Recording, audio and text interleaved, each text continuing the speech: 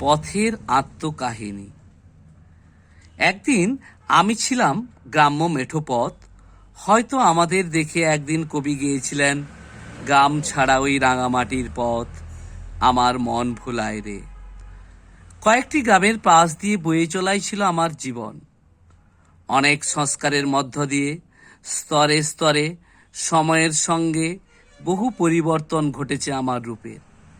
এক সময় ছিলাম ঝোপে ঢাকা শীর্ণ, কখনো ধুলিমাখা তীর্ণ, কখনো নর্দমায় জীর্ণ, কখনো আবার ফুটি ফাটা দীর্ণ। বর্তমানে পিচ ও কংক্রিটের মোড়া সুসজ্জিত স্বর্ণ। সভ্যতার অগ্রগতির বাহক চাকার বিবর্তনের স্পর্শ অনুভব করেছি, দেখেছি রকমারি যানবাহন, সাক্ষী থেকেছি বহু ঘটনার, শুনেছি বহু প্রজন্মের কাহিনী, সমৃদ্ধ হয়েছি গুণী মানুষের পদরেণুতে। নবজন্মের উদ্বোধন এক নতুন সুপ্রভাতে আমার নতুন নামকরণ করে ফলকে নবজন্মের তারিখ খোদাই করে প্রথিত করল আমার পাশে। নির্ধারিত দিনে সম্মানীয় অতিথিবৃন্দ ফিতা কেটে উদ্বোধন করলেন। এখন আমি হলাম শহরে যাওয়ার মূল পথ। ঝলমলে আলোয় ঝকঝকে পাকা পিচের রাস্তা। শত শ্রমিকের দিনরাত পরিশ্রমে নবরূপে আবির্ভূত হলাম। গতিময় ছন্দের স্রোতের ধারা শুরু হলো চরেই বেতি চরেই বেতি। বিস্তার ও শোভাযাত্রা সৌন্দর্য। বিস্তার ও শোভা সৌন্দর্য বৃদ্ধি। প্রয়োজনের তাগিদে একদিন আমার বুকের বিস্তার ঘটল। মাঝে বসল ফুল ও বাহারি গাছ, দুই ধারে সারি সারি বিটপি বনলতা, আর বড় বড় পাইপের মধ্য দিয়ে তারের গুচ্ছ। কোথাও বা জলের পাইপ লাইন, কোথাও আবার সারি সারি ইলেকট্রিক পোস্ট। দুই দিকে দোফসলি জমি আমাকে নতুন করে পেয়ে গর্বে উচ্চ দরে বিক্রি হতে লাগলো।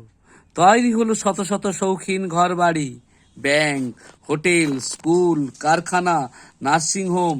সৃষ্টি হলো কত ব্যবসা বাণিজ্যের যোগাযোগের প্রয়োজনীয় পথ। বেশ জমজমাট হয়ে উঠল প্রসারিত শহরাঞ্চল। সন্ধ্যের পর বিজ্ঞাপনের হোর্ডিংয়ের আলোগুলি বদলে দেয় আমার রূপ। অভিজ্ঞতা ও অনুভূতি। একসময় একাকী নির্জনতা ভেঙে ফেলত পালকির হুনহুনা শব্দ কিংবা গরুর গাড়ির ক্যাচ ক্যাচ শব্দ। পরে পরে ঘোড়া গাড়ির শব্দ, মোটর গাড়ির হর্ন, কখনো আবার বিয়ে বাড়ি কিংবা পুজোর বাজনার শব্দ। শোভাযাত্রার পদধ্বনি বেশ ভালোই লাগতো। আর এখন ডিজের জোরালো শব্দ কেঁপে ওঠে আমার বুক। যানবাহনগুলির তীব্র বিকট হর্ন সবার মতো আমারও বধিরতা এনে দেয়।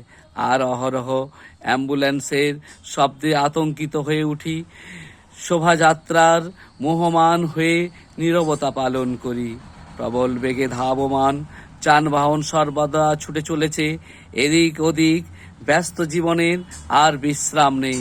সবসময় দুশ্চিন্তায় দিন কাটে, কখন কি দুর্ঘটনা ঘটে যায়।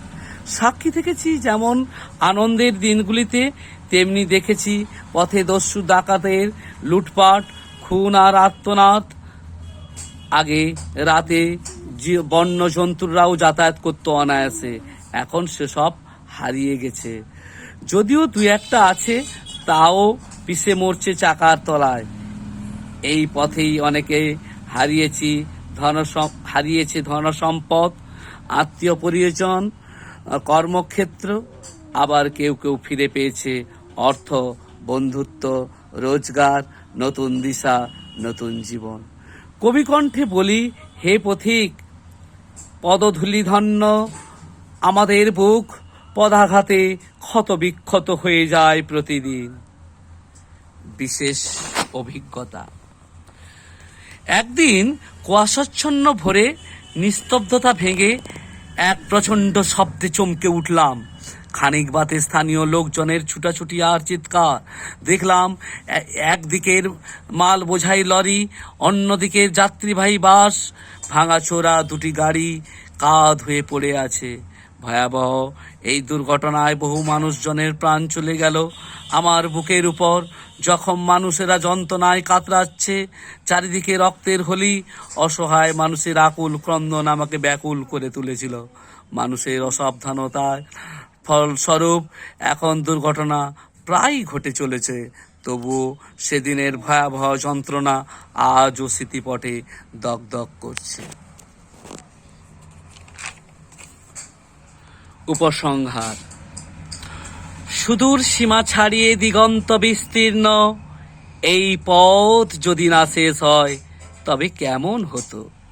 ঠিকই, প্রবাহমান কালের পথ যেমন কখনো থেমে থাকে না, তেমনি পথেরও শেষ নেই। আর আমার সেই পথ সারা বিশ্ব জুড়ে আমার কোনো অন্ত নেই, ভেদাভেদ নেই, বিচ্ছেদ নেই, ছোট বড়, উন্নত অনুন্নত, সুগম দুর্গম, কণ্টকাতীর্ণ কিংবা কুসুমাতীর্ণ, সকল পথের সঙ্গে রয়েছে আমার মেলবন্ধন। স্থলপথে যেমন বিস্তার রয়েছে, তেমনি জলপথ, আকাশপথ, এমনকি মহাকাশ পথেও রয়েছে প্রসার।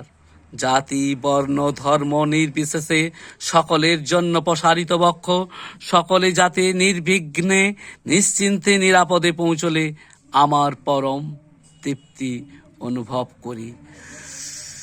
আমি গর্বিত, মহান মনীষী, দেশনেতা, বিপ্লবীদের পায়ের ধুলো আমার বক্ষ জুড়ে। মাতৃভূমির এক টুকরো জনপদ থেকে রাজপথ হয়ে সকলের জন্য নিজেকে নিয়োজিত করতে পেরে ধন্য মনে করি।